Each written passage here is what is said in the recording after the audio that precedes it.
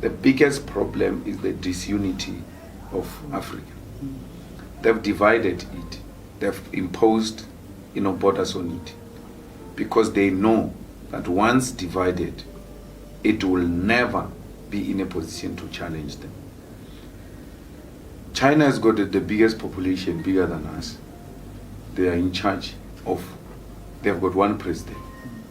India, the same big population, one president.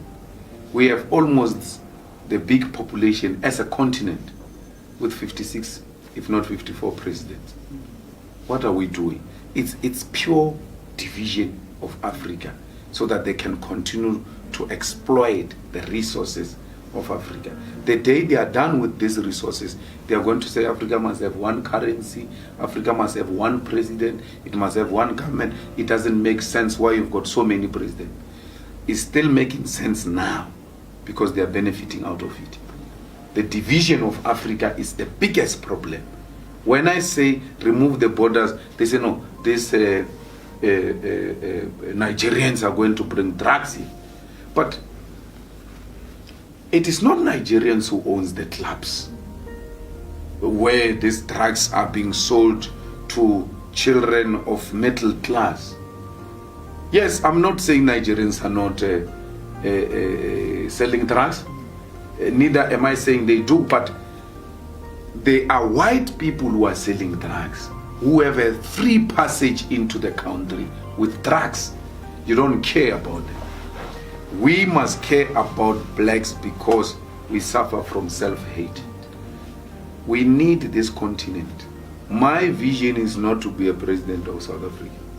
My vision is to have one African continent with one mission, with one president, with one currency, with one government, with one dominant language which will make us to communicate with ease.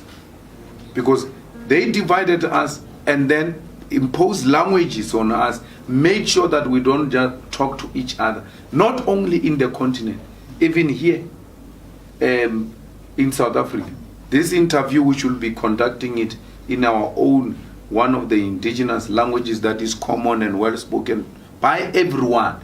Whites, coloreds, Indians, Africans should be knowing that language. If you check the whites of Zimbabwe, they speak Shona very well. Why? Because it's being taught in schools. Why can't we have one common language in Africa and share ideas through that language?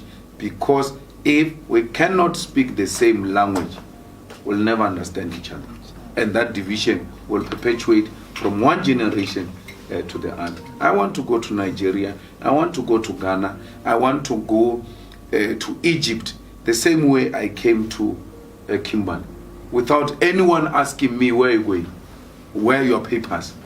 As long as I produce one common passport of Africa, it's a passage. Let me go. And anyone, free movements of persons and goods, anyone who brings the Chinese goods here and claim they are Malawian goods, there should be heavy fines, including imprisonment for such people.